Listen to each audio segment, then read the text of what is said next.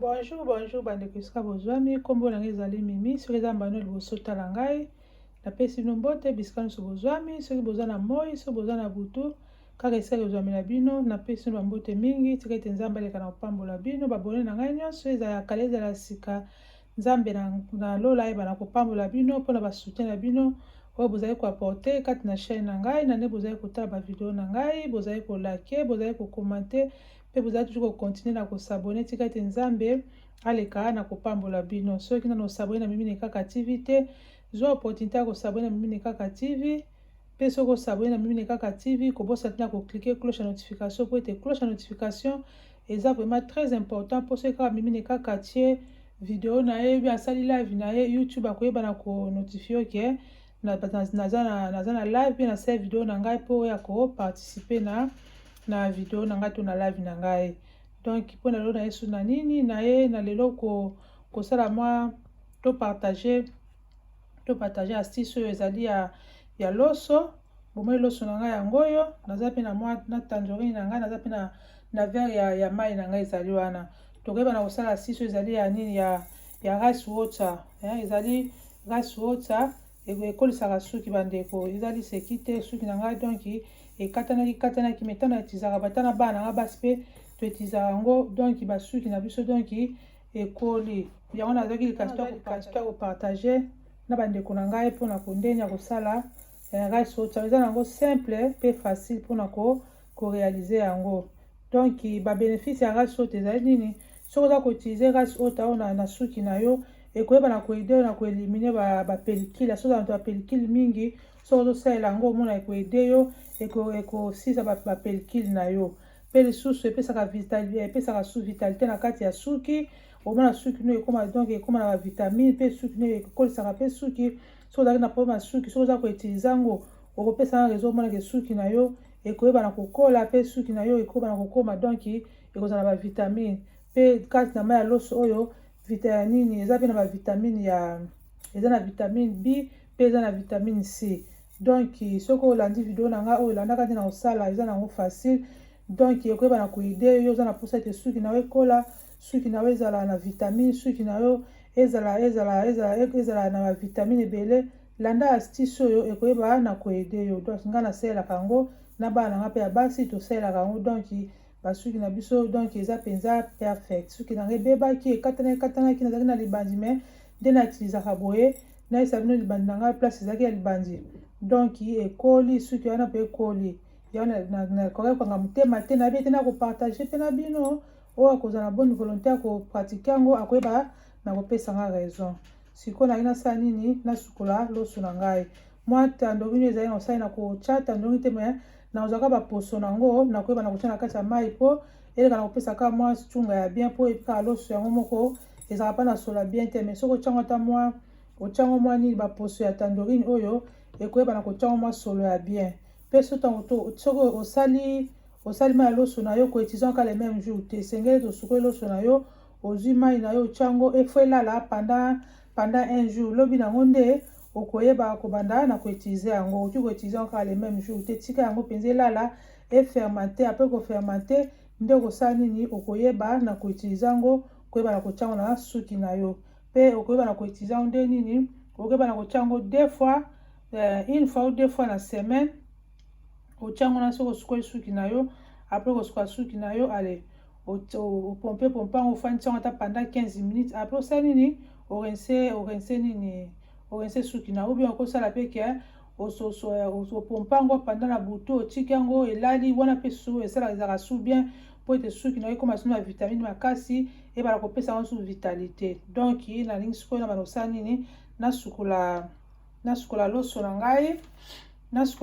ngai apres nasukoli loso na ngai nakoyeba na kotyango na kati ya container na ngai mpe na kofandisa yango ekolala pendant toute la journée. Nakoyeba na koutilize kaka lobi nde nakakolasa bino nde nini ekoyeba na kobima. Awa sikoyo nalingi nasukola loso na ngai. Okoki na koutilize loso nyonso, eza nango nini? Loso eza nango spécifique te keyoka loso nyonso yango na ndako okoki na kosalela no yango. Mpe esalaka soki omoi esalaka mpe suki elembisaka mpe suki elembisaka mpe suki omoi soki ozala basuki crepe otilize yango omoi de suki na yo mpe esa nini ekoma mpenza donc ekoma pete eza matisi moko ya bien mama meka mpona yo moko meka mpona bana na yo soki bana baza na problème suki ya kokola ata mpe baza na suki na bango ozaka kotia bango moneke egarde suki na bango ni babricage ekozala lisusu te donc eza kosala mpena suki bien ana kosukola loso na ngai apres na suki kosukola loso na ngai nakoyeba na kotia yango na kati ya container apres nde nakoyeba na kofandisa yango wana ekolala ti pendant mpona un jour apres na kosala nini nakoyeba na kosala nini nakoyeba na koutilize yango na utilize yango na bana na ngai ya basi donc utilize yango loso na ngai yango nasukoli loso na ngai siko nazwa container na ngai mpona basangisa yango container na ngai yango bandeko na ofungola yango mpona osala liboko moko nazuma bol na ngai oyo nakosa na kati ya bol na ngai yango oyo nakotia na kati ya bol loso na ngai bomona nakotia na kati ya bol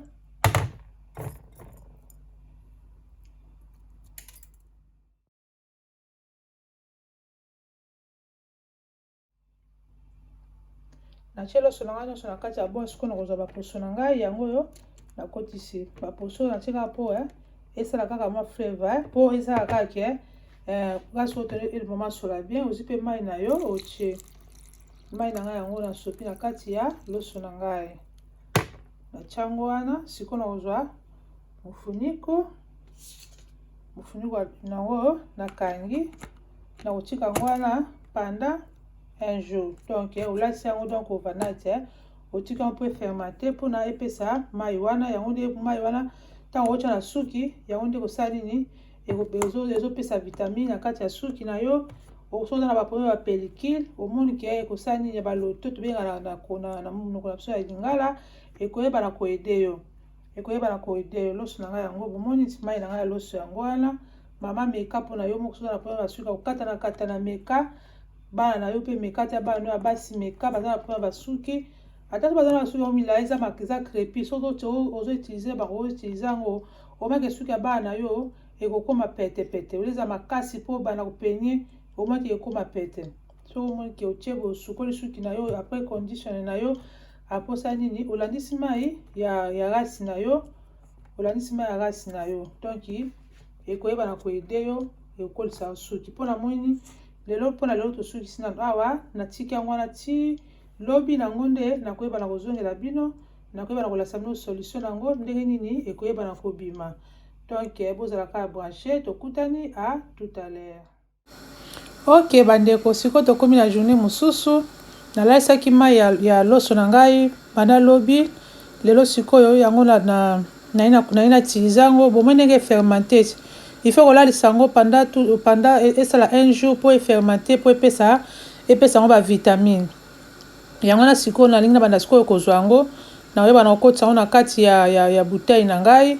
aposo nakosa na kati ya bouteille na ngai nde nakoyeba kosala nini nakoyeba na koutilize yango na kogarda yango na frigo nakogarda yango na frigo oki kogarda yango na frigo pendant ata 2 semaines okogarde yango wana mposa nini ozwa nini na yo okoutilize yango okosala yango nde nini oki koutilize yango une fois ou 2 fois pendant la semaine soki omona osukoli suki na yo apres kosuka suki na yo otie condition na yo apres nde soki otia yango wana olandisi yango ofandisi yango ata pendant 15 minutes mosukoli soki olingi ke okoki mpe kolalisa yango ti lobi na yango yango soki olalisi yango otiki yango bongo okangi mo basuki na yo lobi na yango sukoli esalaka mpe susu epesaka susu bavitamine ebele donc mama meka mpona yo moko meka mpona bana na yo ngai mpe suki na yango kuta ebebaki donc ekomaki mabandi mais rasi oyo ta oyo esuni ngai mingi nasalelaka mpe na bana na ngai bana na ngai mpe ya basi donc ezokolisa bango mpenza suki mpe esalaka esuki ekoma pete soki ozoaplike yango mingi esalaka ke suki mpe esala nini ekoma pete donc yango na ngai kobomba yango ngai moko te na ngai na topartage na bamama na ngai soki oyebana soki oyebaka te ke rasi oyo tekolisaka suki banda kopratike yango ekoyebana kosunga yo eyedaka mpona kolongola bapelikile, eyedaka mpe soki omonaki suki na yo ekoma pepele, ekoma soki ezalaki makasi omonaki ntango ozopenya yango ekogarde suki na yo, mpe epesaka bavitamine epesaka mpe na vitalité omonaki suki na yo ekozala toujours en bonne santé. Donc yango wana mama tala video na ngai ntina suka ekoyeba na koyede yo utilize mpona yo moko, utilize mpe bana yo, ekoyeba na kosunga bango soki bana baza na problème suki, ekoyeba na kosunga bango. Soki nano osabone na Mimi Kaka TV te, zwa opportunité ya kosabone na Mimi Kaka TV, mpe soki osabone kozanga te na koklike cloche ya notification, mpo soki oklike cloche ya notification okobala kozwa ba video na ngai. Donc partager video, like soki osepeli na méthode oyo, yo mpe soki oposalaka ndenge mosusu, pourquoi pas mpe koshare mpe na ngai, otikeli nga commentaire mpe nde osalaka ngai mpe noki mpe koapprendre na nzela na yo. Namoni mpona lelo tosukisi awa, donc napesi no bambote bisika bozwami, tika ete Nzambe aleka na kopambola bino, tokuta na prochaine émission. Napesi bino kaka ba bye bye.